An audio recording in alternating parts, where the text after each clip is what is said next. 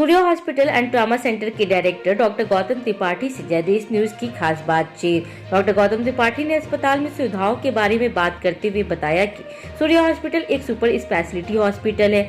यहाँ पे हड्डियों के डॉक्टर के रूप में मैं तथा पत्नी यशी गायनोलॉजिस्ट के रूप में अपनी सेवाएं दे रहे हैं। इसके अलावा यहाँ पे अन्य सहयोगी डॉक्टर भी उपलब्ध है। यदि इमरजेंसी में कोई मरीज हमारे यहाँ आता है तो मौके पे सर्जन व अन्य डॉक्टर उपलब्ध रहता है। इसके अलावा आपातकालीन चिकित्सा सेवा के रूप में मैं और मेरी पत्नी 24 घंटे हॉस्पिटल में मौजूद रहते हैं। हॉस्पिटल खोलने के उद्देश्य के बारे में डॉक्टर गौतम ने बताया कि दादाजी ये चाहते थे कि मैं बड़ा होकर डॉक्टर बनूं और एक हॉस्पिटल खोलूं। अपने दादाजी के नाम पर मैं इस अस्पताल के नाम सूर्या हॉस्पिटल रखा है। नमस्कार, मैं सोनाली और आप देख रहे हैं जयदेश न्यूज। इस वक्त हम चंदौली में मौजूद है सूर्या हॉस्पिटल में और हमारे साथ यहाँ के डायरेक्टर हैं, उनसे बातचीत करते हैं और जानेंगे क्या कुछ फैसिलिटी उनके हॉस्पिटल में है और साथ ही यह भी जानने की कोशिश करेंगे कि आगे आने वाले समय में किस तरह से जो यह हॉस्पिटल है लोगों के लिए लाभदायक है। आइए उनसे बातचीत में जानते हैं। सर, पूरा परिचय। नमस्कार, मैं डॉक्टर गौतम त्रिपाठी, मैं ऑर्थोपेडिक सर्जन हूँ और ये सूर्या हॉस्पिटल चंदौली में 2020 से ये हॉस्पिटल बनाया है और तब से यहाँ काम कर रहा हूँ। इससे पहले मैं BHU में पढ़ाई किया, वहीं से SRCP किया और कुछ दिन तक बाहर प्रैक्टिस करने के बाद मैंने यहाँ पे अपना हॉस्पिटल स्टार्ट किया और तब से हम लोग यही प्रैक्टिस कर रहे हैं। यह आपसे जानना चाहेंगे क्या उद्देश्य था इस हॉस्पिटल का खोलने का? एक्चुअली देखिए, मेरे दादाजी का एक सपना था कि मैं डॉक्टर बनूं और जब मैं MBBS में एडमिशन ले चुका था तो बीच में जब मैं सेकंड ईयर में था तो दादाजी की डेथ हो गई जी। और उसके बाद जो है उसके बाद डॉक्टर बनने के बाद उनका एक सपना था कि नहीं, एक चिकित्सालय होना चाहिए। तो ये चिकित्सालय उन्हीं के नाम पे, दादाजी का नाम सूर्यनाथ तिवारी था तो उन्हीं के नाम पे सूर्या हॉस्पिटल है और ये सपना मेरे दादाजी का था कि मैं हॉस्पिटल बनाऊं, मैं डॉक्टर बनूं, जिसे आप आगे ले जा रहे हैं। हाँ, बिल्कुल। जिस तरह से आपने बताया कि आपकी स्टडी BHU से हुई है, यह भी जानना चाहेंगे आपसे कि कहाँ आपने, यह भी आपसे बातचीत में पता चला कि आप जॉब भी कर, तो उसके बारे में कुछ जानना चाहेंगे?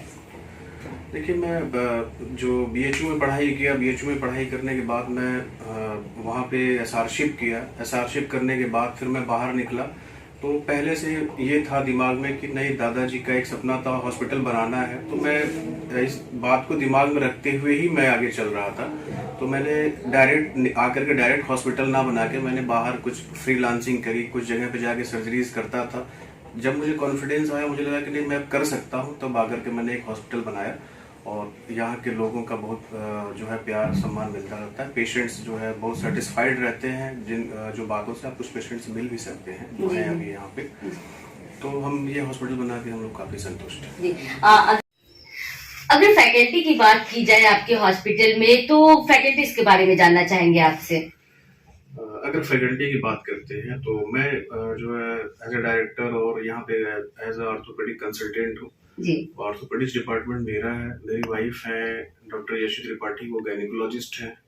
डॉक्टर दिनेश सिंह है, वो यूरो सर्जन है। Doctor Amit Tiwari general surgeon है। डॉक्टर सुमित विश्वकर्मा एनेस्थीसिया के डॉक्टर हैं।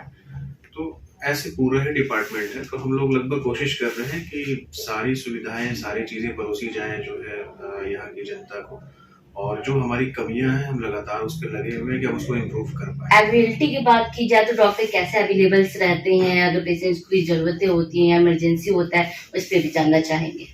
देखिए, अवेलेबिलिटी में एज अ ऑर्थोपेडिक सर्जन में 24 आवर अवेलेबल हूँ और जो है doctor Yashi as a gynaecologist 24 hour available है। बाकी जितने भी डॉक्टर्स का नाम बताया हूँ वो हमसे आधा घंटा 45 मिनट की दूरी पे है। कोई ऐसा पेशेंट्स आता है तो 45 मिनट तक वो लोग अवेलेबल हो जाते हैं।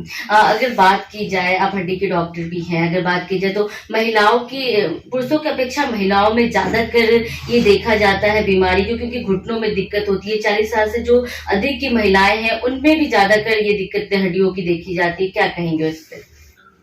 देखिए, ये अच्छा सवाल है। महिलाओं में पुरुष के से अलग एक सिस्टम होता है और उससे एक उनको मासिक धर्म की वो रहती है। पीरियड्स लगभग 40-45 की उम्र में पीरियड्स लगभग बंद हो जाते हैं। इसको मेनोपॉजल स्टेट कहते हैं। मेनोपॉज के बाद एक उनके शरीर में ऑस्टियोपोरोसिस एक बीमारी जो है डेवलप होती है। जैसे किसी भी चीज को, दीवार को दीमक खा जाता है, वैसे ऑस्टियोपोरोसिस एक ऐसी बीमारी है जो इंसान की हड्डियों को खा जाती है पूरी तरह से, हड्डी एकदम खोखली हो जाती है। तो ये महिलाओं में बहुत कॉमन है मीनोपॉज के बाद, मासिक धर्म के बाद, बंद होने के बाद। तो उसके बाद महिलाओं में जनरली बॉडी, सारे जोड़ों में दर्द होता है, बॉडी पेन होता है, और बहुत कॉमन समस्या है कि 55-60 तक पहुंचते हैं उनकी थोड़ी सी चोट पे ही या थोड़ा सा गिर जाने के बाद ही कुल्ला टूटने की एक नई समस्या पैदा हो जाती है। जी जी। तो सिर्फ यही कारण है कि मासिक धर्म बंद होने के बाद उनको ऑस्टियोपोरोसिस की समस्या होती है, और इसके लिए गवर्नमेंट ने बहुत सारे स्कीम चला रखी है। हमारे डिपार्टमेंट में HRT सिस्टम चलता है, HRT ट्रीटमेंट होता है। मेनोपॉज के बाद महिलाओं का जो है HRT ट्रीटमेंट करते हैं, इससे समस्याएं फ्यूचर में ना आए। आपके यहाँ जो समस्याएं आते हैं, लोग ज्यादातर कैसी समस्या आते हैं हड्डी से रिलेटेड, वो भी बताइए, जानना चाहेंगे।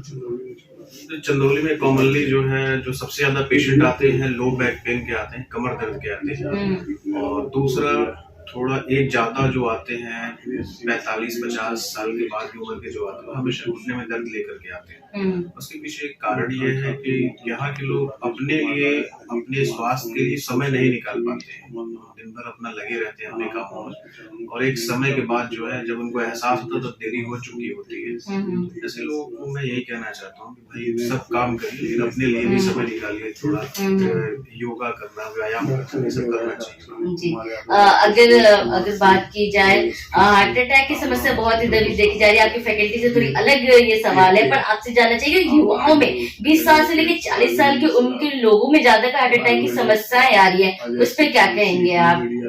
देखिए, ये पहले नहीं था, ये चीजें अभी तुरंत से डेवलप हुई हैं कि कम एज में हार्ट अटैक की समस्या। जहाँ तक मैंने इस बारे में नहीं पढ़ा है, तो बहुत नहीं जाना हूँ।